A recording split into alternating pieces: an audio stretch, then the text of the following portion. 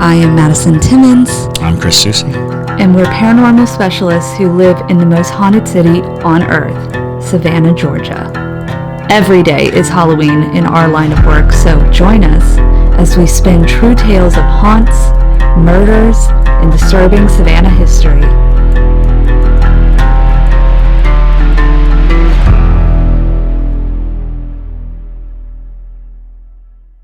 I'm Madison. I'm Chris. And welcome to the most haunted city on earth. Hello, and welcome back to another episode of the most haunted city on earth. My name is Madison Timmons. I'm Chris Susie.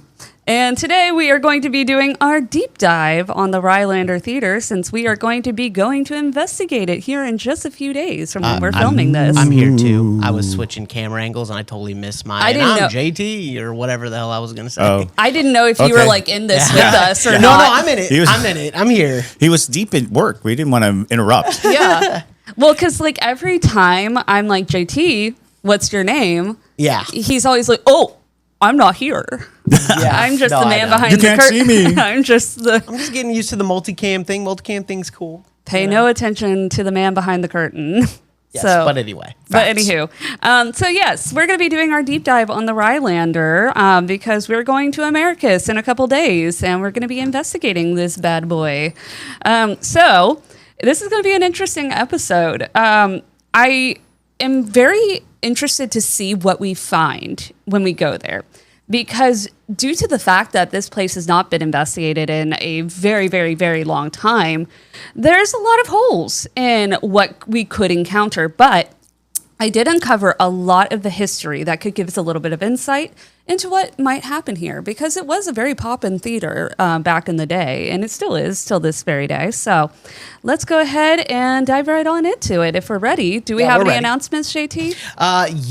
Yes, we do. All right. Let me see.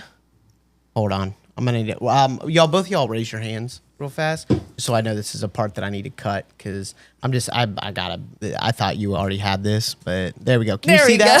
Can you see that? I can see my roto All right. show. You know what? Hey, there's a round of show. Let's just start over. Okay. We don't do that often, but like I've just been so freaking busy with this. He's been just getting buzzing everything. around. Yeah, I've been running around. All right, here we go. We're gonna start over. Okay. Yeah.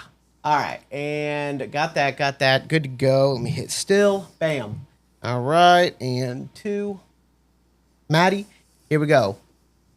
3, 2, 1, go for it. Hello, and welcome back to another episode of the most haunted city on earth. My name is Madison Timmons. I'm Chris Susie. And I'm Snook Boy. Snook Boy. Snook Boy. Florida man, Snook Boy. And if you wanted to hear about that lore, you had to be on the live stream.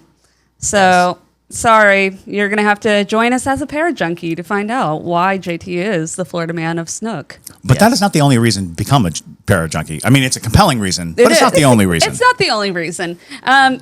So basically, another really good reason is that by the time you guys are hearing this, we've already investigated the Rylander Theatre, and you could be going back and watching the entire live stream of what we did for the entire evening. Heck yeah. Every single time we do these, we live stream all night long to our best of our abilities, as long as Wi-Fi is willing. But we have parajunkies that join us through the entire night, which is really exciting. Mm-hmm. And sometimes they catch things that we don't even catch because they can hear different things through the camera. But I feel like we don't talk about the different tiers that we have enough. So we have just real fast. We have a $3 support tier, which is just y'all support for us, and we appreciate it. We love our $3 parajunkies. We have $5. That's the base tier. $7, $10, and then Ultra Parajunkie is $20. yes, and Ultra Parajunkies we love so much. They definitely help us a ton. And for our Ultra Parajunkies who have been with us for over a year now, we have a special little treat for you. We have our Elite Parajunkie pins, which are super exciting. And that is basically going to be going out to everybody who has been an Elite Parajunkie for the past 2 years. It will be mailed out soon, so fear not, we are going to be getting them to you. But that is also going to be all current and future $10 parajunkies as well. So that is super exciting. Yep. Another fun reason to become a parajunkie. We're always trying to find new ways to give back to you guys. And thank you for all of your support. Yes, the next shipment of pins go out next week to all current and future $10 Parajunkies who make it past 2 years. They'll be mailed the Elite Parajunkie pins starting next week. Super cool. And then $20 Parajunkies is 1 year. Perfect. Yep. Fantastic. But yeah, so we're doing our deep dive today on the Rylander Theater, which is really exciting. I found a ton of very fascinating history on this theater, which I think is going to be our best guide through this investigation. Because typically when we do these investigations, we're going to places that at least have some basis of other paranormal teams going in and doing investigations and things like that. And we can kind of pull off of the information that they acquired while they were out there. But that's not the case for this one. I do have some of the various stories and encounters people have had inside the theater. But being that this place has sat derelict for a really long time and hasn't really done paranormal investigations, we're really going to ride on the backbone of this history to kind of give us a gauge of what we might encounter when we go here, which is not uncommon for places that you go to investigate. But nonetheless, shall we get into it? Let's get into it. Okay. So, first off, I have a photo of the beautiful Rylander Theater of what it looks like nowadays. And Chris actually said that last time he was in this theater, it looked nothing like this. It was quite derelict and quite in the process of pre-renovation. It wasn't even... I was hired as a puppeteer to do, I believe it was a 4th of July like showcase thing. And whoever hired us also happened to be working on the project, hopefully, trying to get the Rylander renovated. It was like, hey, you want to see inside? We're like, oh, of course. Yes. And we, at the same time in Savannah, we were going through renovations to the Trustees Theater and the Lucas Theater. We're both like in the throes of renovation. So that was the conversation was like this kind of push to renovate these old, beautiful, majestic, movie houses. Mm-hmm. And they did a phenomenal job. It really is stunning. And it does look a lot like the Lucas Theater. If you've ever been to Savannah and had the opportunity to go into it, it's very similar. Plush red velvet seats and gold accents on the ceiling. It's very grand, very Art Deco, if you will. But the history of it is very rich. So it is nestled in historic downtown Americus, and it's just blocks away from the Windsor Hotel, which I believe you and Megan and Justin are staying in, right? Yeah, we're staying at the Windsor Hotel, another famously haunted building, and it is literally a block and a half away. Yes. Like a 3-minute walk. Exactly. Cool. Yeah, so hopefully y'all will find some stuff out there as well. Also, it's interesting to mention for this investigation, we're bringing Justin, who's the museum curator for the Savannah Paranormal Museum. Justin's never been on a paranormal investigation before. This is his very first paranormal investigation. And he's a very talented comedian and also very jumpy. So this is going to be great. He has no sense of self-preservation. So he's excited, so excited to just run face first into the worst possible scenarios we can come up with. So who knows? He's the anti-Debria. Yeah. Where Debria is always like, no. He's like, yeah. Yes. So maybe there's a good chance he'll lick something while we're there. Yeah. Maybe we'll lock him in the tech booth. Who knows? Yeah. We'll see what happens. See what happens. But yeah, so the Historic Theater is very beautifully situated downtown. The Rylander Theater originally served its community for almost exactly 30 years from 1921 to 1951 before it became rundown and derelict and things like that. So we're talking about the bulk of its history. And there's actually a really interesting photo I found because they shockingly had quite an archive of information on this theater and the photos of it and things like that. And I loved this one because when I was doing this research, I looked at this photo and on the marquee, it said that Betty Davis was coming to perform at the Rylander Theater. And this was right around that time when the TikTok of JoJo Siwa came out.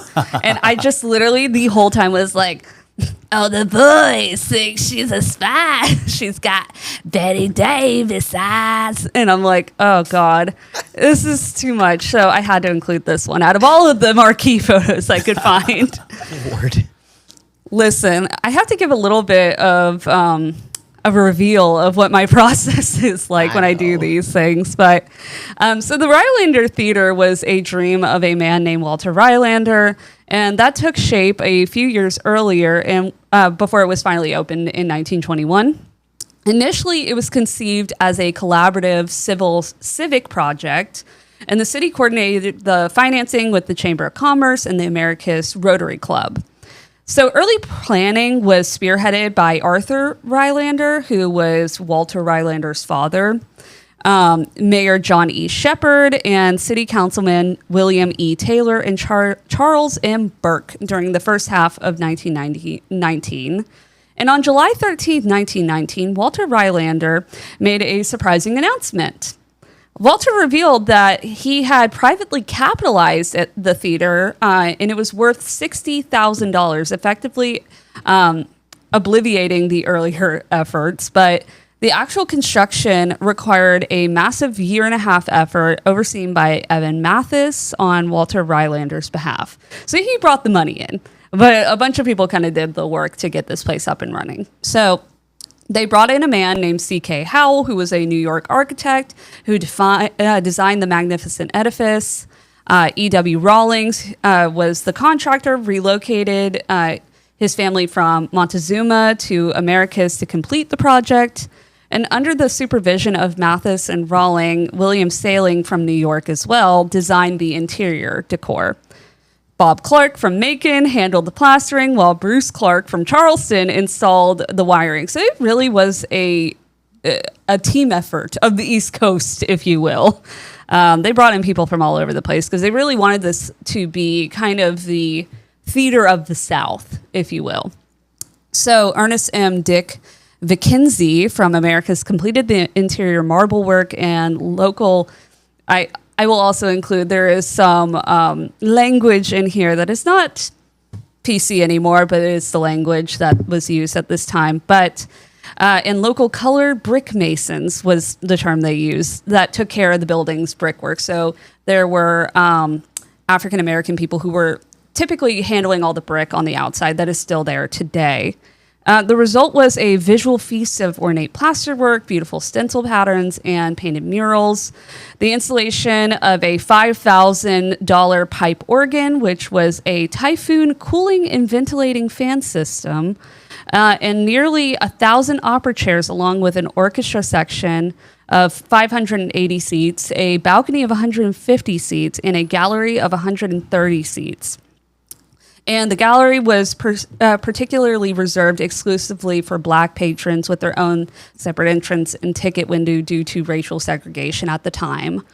And so significantly, which I think is interesting too, that's an interesting point to make, that I feel like we might encounter different spirits depending on what section of the theater we're in. Oh, absolutely. Due to the history of it, it would have had different people of different life paths and things like that. And a lot of people believe that theaters are so haunted because they were these public meeting places that can draw the spirits. The spirits are in the routine of an existence. Right. And going to a place where it's publicly accepted and where they can just kind of dwell and be, because it's very possible being a ghost is boring as all get out. Sure. And so, you have these patterns and these paths, and what can you actually do? And we always get these notions that, a ghost is, bound to a place or is trapped in a place. But there's a lot of homeless ghosts out there. There's a lot of ghosts that don't have necessarily a house to haunt or a thing. They're just kind of still here. And I think that in theaters, oftentimes you'll get just like random ghosts that just kind of wander in because of the excitement, the electricity, the audience, all those people gathering together. It kind of feels like community. Right. If you're a solitary ghost looking for community, it's a great place to go because nobody looks left and right when you're at a theater. They're all looking forward. So you can just kind of appreciate and be in among the living, which is really all they want, is to feel like they're alive again. And what better place than sitting in the dark with all these other people and enjoying a show. Right. Watching life be portrayed in front of you. Especially, now that it is a live theater venue. Yes. And so the magnificent structure was once a first-class theater for the time and was undoubtedly the first of its kind in Sumter County, which is where Americus resides. It was designed to accommodate over 600 spectators. For 1920s, that's a pretty big feat in a lot of ways. But it was used for motion pictures as well as live performances at the time. And the Rylander Theater's grand opening was held on January 21st, 1921, with the National Touring Company of the immensely popular play Lightnin'.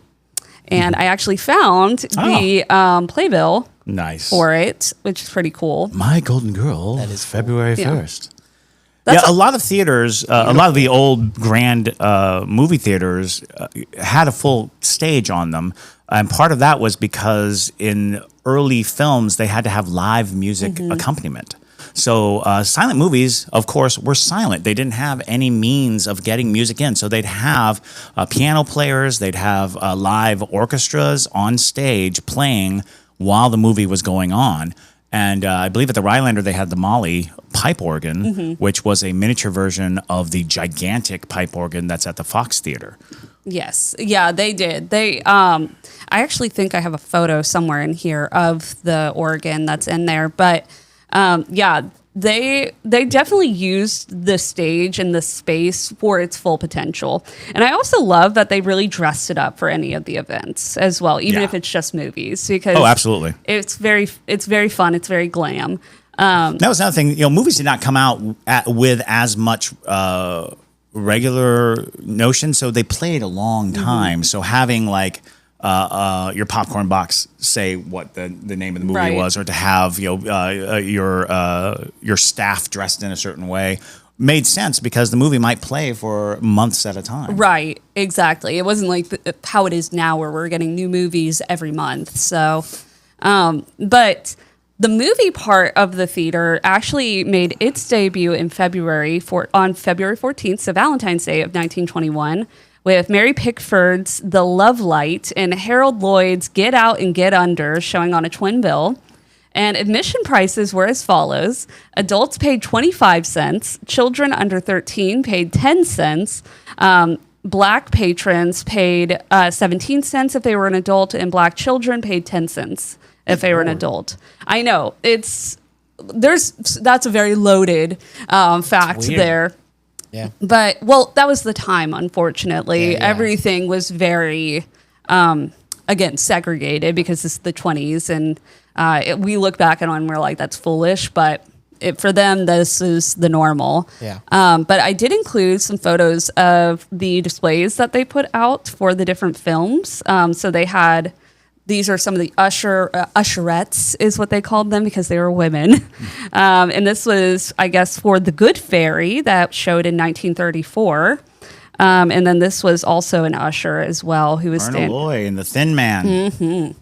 Which is pretty cool. I love photos like these because it gives you an insight into what the actual patrons would have seen there. And it's just cute. I think our ushers should dress back up for different events and stuff. I miss ushers. I miss ushers too. I feel like they really could have fun with this. But in May 1929, Joel Grudakowski, the proprietor of the theater in Americus, showed the first ever talking movie, The Awakening, starring Vilma Banky and Louis Woolham. In April 1932, R.E. Martin acquired the Rylander to expand his already extensive movie theater empire. This is where things started to shift for the Rylander when it took over that change of ownership. Because it went from like a local project that was for the community, made by the community with help from outsourcing, people, to a little bit more corporate America, if you will. And so Walter Rylander, the theater's namesake, severed his financial ties with the theater when he sold it to the Americus Grocery Co., which was just like the overarching company over the various other movie industries, I guess. I'm like, I don't know what groceries have to do with that. But it's probably just that conglomerate sensibility. Exactly. So they ended up taking over on September 19th, 1934. So fairly soon into the existence of a theater. That's only a very short time in the grand scheme of things. Right. But during its heyday, the venue hosted numerous minstrel shows, vaudeville acts, musical revues, plays, and every American high school graduation from 1921 to 1940. And they actually had a Rylander Theatre School Club, so kids could graduate from the theater program at the Rylander. And this was their little certificate that they got, which is pretty cute. The Americus and Sumter County Centennial Celebration was held on December 8th, 1931, attracting thousands of attendees. Among the speakers at the Rylander were prominent figures including Sergeant Alvin C. York, a World War I hero, and Senator Thomas J. Heflin, a Democrat for Alabama, and Representative Charles R. Crisp, a Democrat for the state of Georgia, and two of the South's leading political figures during that era. John Philip Sousa, the renowned March King, and other prominent black musicians and entertainers, including Earl Father Hines and Mills Brothers, graced the stage of this venue. And the Rylander's glory days came to an end with the arrival of the new, larger Martin Theater on Forsyth on March 15th, 1942. So big business came to town. And don't worry, I will show you some of their playbills as well. Yep. So this marked the end of the B movies, which were regulated to the former theater, which was later renamed the Roxy. So the Rylander was not its whole name for the entire existence. At one period of time, it was the Roxy. Sure. And that was in May 1945. The Hollis Lanier Company, formerly the Americus Grocery Co., sold its remaining interest in the theater to the Martin chain on January 27, 1950, effectively bringing the theater's operation to a close. The Roxy's demise was swift as the Sunset Drive-In Theater, a new venue, so there was the Martin Theater and the Sunset Drive-In Theater, which opened near its location in April 1950. So here's the grand opening playbill for the Martin Theater, which honestly is kind of the first nail in the coffin for the Rylander before it became, a little less beloved. And then I also found a playbill from when it was called the Roxy for a short period of time. And then the last playbill is the Martin Sunset Drive-In Theater.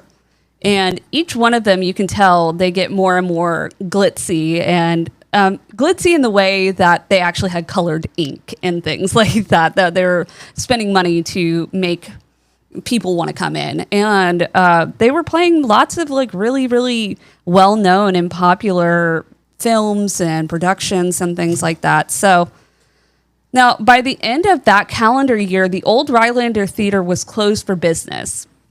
The theater would close its doors in 1951, and during its first 3 decades, it showcased a diverse ranges of films and plays and endured the hardships of the Great Depression, which is really impressive, actually, and welcomed guests during World War II.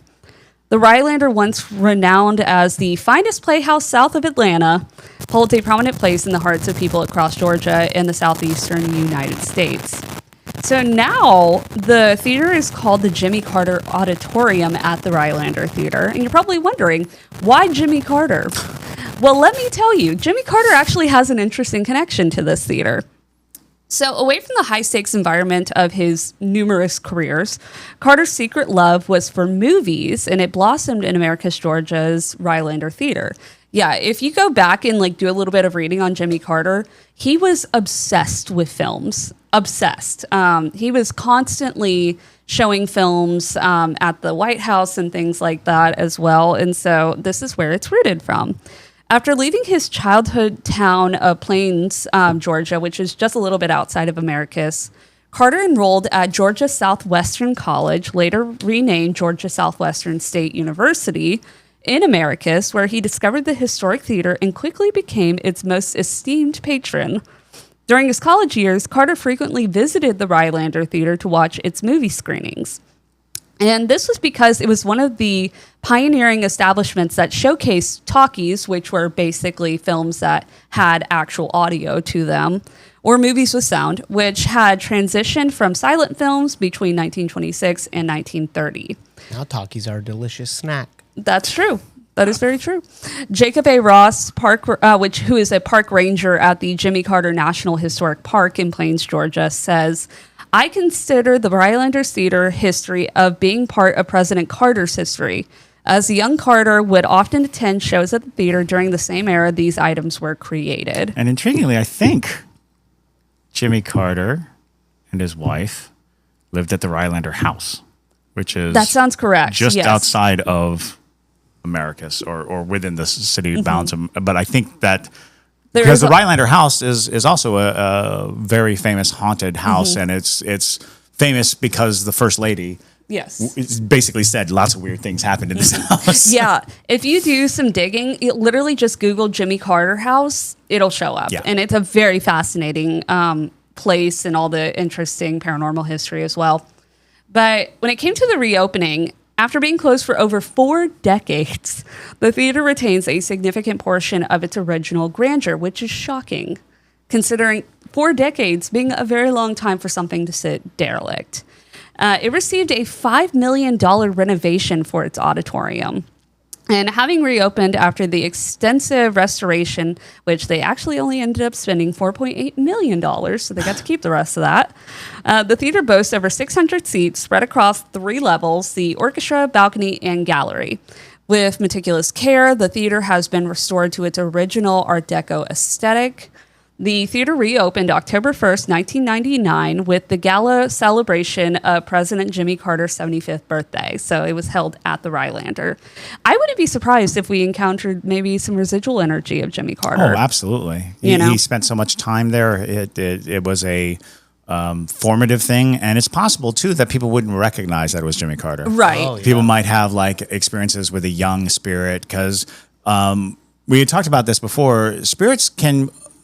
manifest in places at any age. So like if it was a very impressive place to a young Jimmy Carter, perhaps a young Jimmy Carter is what haunts this building. That's the residual nature of it, is that it's as if the building itself remembers.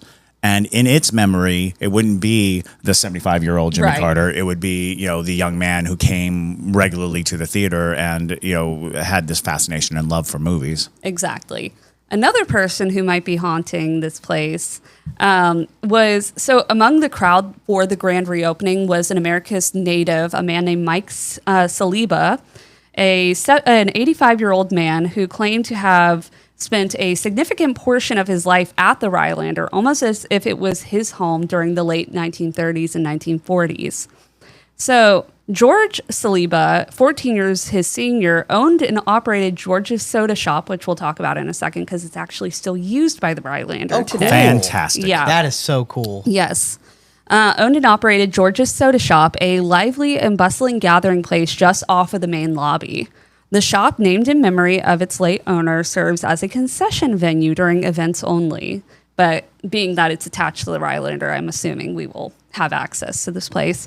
So George is this man right here. So he's the namesake, and Mike is right here. He's the one who kind of gave us a little bit of insight. Sure. Also, notice they were Shriners. They were Shriners, yeah. Which is interesting, which might be why they had some stake in this place as well. Absolutely. But so here's a very old photo of George's shop, the soda shop, classic soda shop.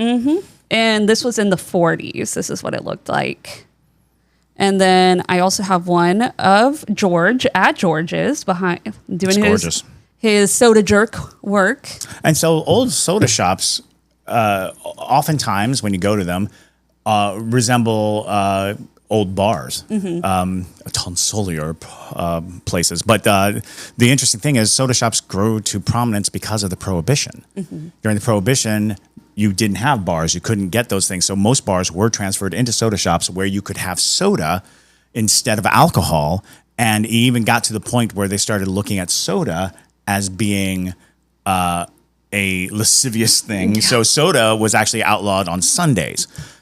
Because the blue laws. Well, that's why we have ice cream sundaes. Because if you put ice cream in the cup. Shut the hell up. Is that why it's called an ice cream sundae? Yes. So they can serve it. They can open the soda shops on Sundays because they were scooping ice cream into their drink cups. So that's why the classic sundae is in like a cup. It's because soda shops were, it was illegal to serve soda on Sundays because they thought that it was where people gathered to have, lascivious socializing, because they treated it like bars. They thought that they were like bars, and especially with youth, because even after Prohibition ended, soda places were very popular for kids because it was a bar without the alcohol. Exactly. Casually drinking soda will kill you faster than casually drinking alcohol, so maybe. Fair enough. Fair enough. That's only recently. I mean, back then they had cocaine in it, so it was fine. That is true. Maybe that's why they liked it so much. They're like, yeah, this is amazing. this gets me going. But maybe they had some in there. Like, maybe we need one day a week where we're not hopped up on Coca-Cola. maybe. But here's George on his little motorcycle as well in front of the Rylander. Nice. And then here's another really great photo. It looked the exact same in the 30s and the 40s. This is the 30s, but it looks exactly the same. But nonetheless, this one's a little bit of a clearer photo. But Saliba, while alive, recalled that he was around 5 or 6 years old when he started attending the movies at the Rylander. And he said, on Saturdays, all the children in town went to the movies at the Rylander and stayed all day, says Saliba. Tickets were 10 cents each, and we fought over the seats on the first few rows. If I got hungry, I went across the street where my daddy, Michael Saliba Sr., had a restaurant. So the Salibas ran this town, basically. Sounds like it. Had a restaurant or to George's to get something to eat quickly and return to the show. That was another thing that is fascinating about movie houses, and people probably don't realize, but there was a time when it was illegal to take food, or it was against the regulations to take food into the theaters. All theaters banned any food in the building. And so over time, because movies were of such a length and people would leave to go and eat out, so people would bring carts. And one of the easiest carts to have was a popcorn cart. And so a guy would pull up to the front of a theater and sell little bags of popcorn outside of the theater, and the theater owners were like, that guy's making bank. We gotta do He's this. making so much money. Why aren't we selling popcorn inside? And that's why we pay $50 a bag of popcorn every time we go to the movie theaters to this day. Thanks, popcorn carts. I'm learning a lot from this episode. Yes. And so he would return quickly to the show, and the movies changed frequently. So I was at the Rylander often. Saliba. Yeah, this was a period of time when they did the serials. Yes. So, so like staying all day long, you were watching like all these movies that came out in serialized form. It's like TV at the time. Yeah, it's very interesting. Honestly, I think they should bring it back in a certain Serialized way. films make so much sense, especially for the kind of productions that we're doing now. I think that social aspect of going to a movie theater and watching. Could you imagine watching Stranger Things with a giant crowd? I know. Show up. It's pretty fun though. There's something about the atmosphere of sitting in a crowd and watching a movie together, because it's the reactions that make it more enjoyable, in my opinion. But he said on Saturday, Saliba, while alive, he vividly recalled sitting on the steps leading to the stage when the iconic film Gone with the Wind was premiered in 1939. Oh, wow. And so remarkably, every seat in the house was already occupied. So that's why he had to sit on the stairs of the stage. It was a 4-hour movie, and my mother worried I would get hungry, so she brought me a couple of hot dogs, says Saliba, laughing. He recalled a Leslie woman who was cast in the film as one of the Munchkins, making a personal appearance on stage when The Wizard of Oz was shown on the big screen, which were like crazy memories to have. Another memory was from his junior high days when he developed a passion for music and playing the cornet. His music teacher, Ella P. Maynard, kindly ordered a cornet for him, and when it arrived, he visited her home on South Lee Street to pick it up. When I opened the case and saw the golden cornet in the purple velvet-lined case, I thought it was the most beautiful instrument I had ever seen, he recalled. He made his musical debut on the Rylander stage, playing the golden cornet to the music of Paper Doll. Stanley emphasized that the theater serves a purpose beyond entertainment. It's an economic driver for the community and a tourist destination at both regional and state levels. And this is in 1999 when he's saying these things. Right. So it's like, you can tell how much this place meant to a lot of the locals. But now when it comes to the hauntings, here's what I found. I can meet Jimmy Carter. That'd be cool. The ghost of Jimmy Carter? Yeah, that would be super sick. His favorite song is Imagine by John Lennon. We should play it. Yeah. Oh, that's a good idea. I met Jimmy Carter here in Savannah when he was on his book tour. Oh, that's cool. And my ex got his signature. And he's such a warm presence, you know. And some people just have that gravitas where you know that their position in the world it radiates from them, you know. So like sometimes you'll meet someone and you'll be like, wow, this person, you know, has true weight in the world. And then there are people who are very frivolous that you could just blow away. That's true. Not us casually, you know, conjuring Jimmy Carter in 2 days. Listen, and he loved Savannah. I mean, you know, Savannah had a... Well, he was a Georgia boy through and through. Yeah. You know, there was no question about his loyalties to the state and his love of the state. Mm-hmm. Yeah, one of his fondest memories was here in Savannah. Side note, this has nothing to do with the Rylander. This is totally about Savannah. But when he found out that he had gotten the bid to be the Democratic candidate for presidency, he found out while he was here in Savannah. And so he asked the locals, where's the diviest bar in town? So being at that time, the diviest bar was Pinky Masters. It still is. It's very divey. But there's a photo of Jimmy Carter in Pinky Masters of him standing on the bar. Standing on the bar, holding up a PBR to celebrate that he had gotten the candidacy, which I think is a great story. It's very Savannah as well. That is very Savannah. But so now the hauntings. Here's what I could find on this. So Heather Stanley, who was the manager director of Rylander Theatre, she said, so we have a resident ghost, as every theater should, which is true. Every theater has a ghost. If you go into any theater, more than likely, if you ask them who haunts the theater, they're going to tell you something, at least. They might not know a name, but they'll tell you something. Yeah. And our ghost's name is Frank.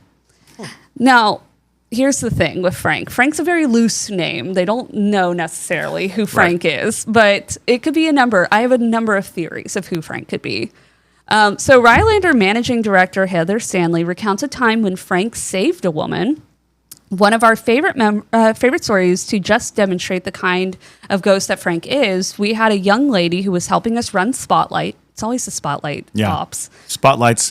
And again, for people who have theories about ghosts, ghosts are attracted to electrical appliances because people believe that spirits can feed on the electricity, and theaters are full of high-powered electrical lights.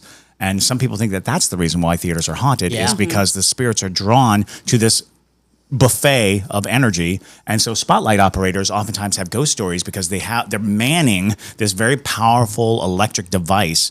And that could be helping the spirit become more present and more interactive. Interesting. Absolutely. Interesting. Yeah, I've heard that from a ton of different technical positions. One of my most interactive moments with the ghosts at the Savannah Theatre was while I was running the spotlight for Anything Goes. Mm-hmm.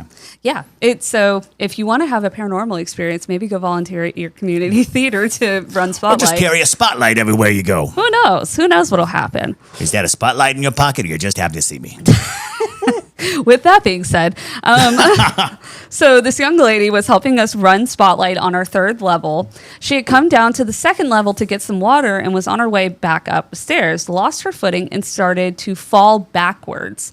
She felt what was like a hand on the small of her back push her back forward so that she could catch her footing and get back up to her position at the spotlight. Wow. And so if you're going to have a ghost, at least you have one that's helping us get back up the stairs instead of pushing us down the stairs, says Absolutely. Stanley. Love that. Which is funny. Love that. And so they attribute that to Frank. Now, I feel like at this particular theater, they lump all of their paranormal experiences to be Frank. Sure. But isn't there a lady in white? I did not find anything on that, but there totally could be. I'm sure if there's a chauvinist there, we're going to find them. There's a lady in white, I thought, I don't know. That's me like digging in my brain, and now I'm thinking maybe that's the Rylander house and not the Rylander Theater. Yeah. Well, you also could have heard something from when you actually visited. That's true. When I asked the guy who was giving us the little tour, he rattled off all kinds of stories. I think he told me the Windsor Hotel story. He told me. So the Lady in White might have just been a story he lumped in, because there's also a terrible story, and I think it happened close to the theater on Forsyth Street and Main, maybe. But it was a lynching. Where they also, like, everyone got together and shot the body and then set it on fire. And they say that if you go by that street corner on certain nights, you can still smell the burning. Oh, Lord. Yeah. That's terrifying. It's horrifying. That's so scary. But yeah, I mean, there's totally a possibility that a Lady in White could be here. Like I said, being that this place has not been investigated for such a long period of time, I'm really having to like pull from outlets of just like random times. Oh, sure. And these are all going to be anecdotal anyway. Exactly. Because it's very hard to find the stories. You learn, like, if somebody gives you a Frank, it's like, well, who is this Frank? Exactly. And so basically, technical director Raymond Manila admits to having his own experiences with Frank. I looked over to the alcove doorway, the doorway that leads to one of our alcoves, and I saw an outline of a man very distinctly. And it's one of those things where you look and you look back. And I said, I guess, hi, Frank, says Manila. Other stories from the Rylander include hearing mop buckets clanking when no one is cleaning and seeing someone on an upper level only to discover that no one is there, which happens a lot in the Savannah Theater as well. When we come in the mornings, we turn the lights on. We say, "Good morning, Frank." And when we leave at night, we turn all the lights off and say, "Good night, Frank," just in case he's there. He's hanging out with us, says Stanley. He's known for his playful antics. Doors spontaneously lock or swing shut. Lights flicker without explanation. And there are occasional unexplained noises. These disturbances are often attributed to Frank the Friendly Ghost, as they like to call him, or perhaps the lingering spirit of a former theater manager who loved his workplace so much he never left. Several staff members have reported mysterious electrical anomalies, including dimming bulbs, power outages, and flickering lights. One account suggests that tightening loose light bulbs resolved the unexplained outages, leading them to suspect someone or something had been tampering with the fixtures. And this incident sparked the idea of a mischievous spirit at play. During tours and private visits, some individuals have felt a presence backstage. They've even experienced sudden drops in temperature or a light breeze, even though the doors are closed and there's no airflow. While no one has reported threatening experiences, the sensation has been described as being watched. Now, my one theory that I actually have a basis to who Frank could be, is that Frank in the Rylander Theater's Frank Sheffield Memorial Organ exists, and it pays tribute to Frank Sheffield, a prominent figure in Americus, Georgia, and a dedicated member of the Americus Rotary Club. And remember, Americus Rotary Club was a part of the original funding of this place. So they had a big hold on this place. He was the brother of John West Sheffield, the inaugural Rotary District governor among the three Sheffields from the Americus Rotary Club. The organ, a 1928 Mahler, was dedicated to Frank Sheffield during the Rylanders' reopening in 1999. Anne Sheffield Hale, Frank Sheffield's daughter, and her husband, Bradley Hale, generously funded the restoration of the organ. And here's a photo of it. And even if we're not talking about Frank as the name of the ghost, it is likely that that's where people got the name. Right. Without it being actually Frank, people probably got the name because of that connection and that connectivity. And that happens a lot. People will quickly see something, some connective name, and then that name kind of becomes the identity for the spirit.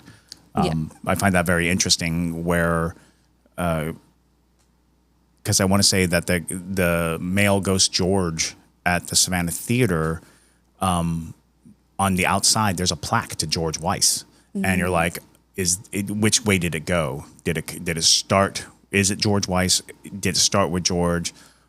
How did we get to the name George?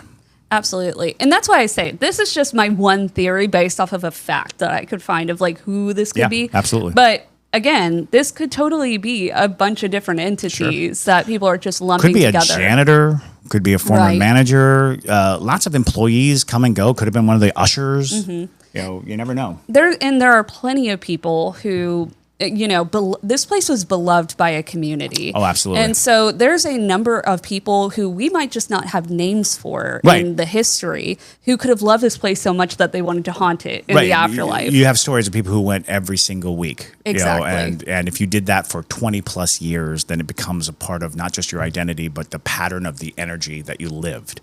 So, yeah. So I'm interested to see what we find. And I think on the top of our bucket list is to encounter young Jimmy Carter. So hopefully that happens. We'll play Imagine. We'll play Imagine and we'll see what happens. But thank you all so much for listening to today's episode. And since this is going to be up after we already did the investigation, you can go ahead, if you're already a parajunkie, go watch the whole investigation if you'd like. Otherwise, I believe that we will. JT, how else can they watch it if they're not a parajunkie? If they're not a parajunkie, got to wait for Debria to cut it into a little movie. Okay, fantastic. Yeah, and it will be posted for the public at some point in the future. The thing is that with the live streams, they feel more natural because they're not cut. Because they're not edited. Exactly. With that, though, thank you so much again. I hope you have a wonderful rest of your day whenever you're listening to this. And my name is Madison Timmons. I'm Chris Soucy. And stay spooky, y'all.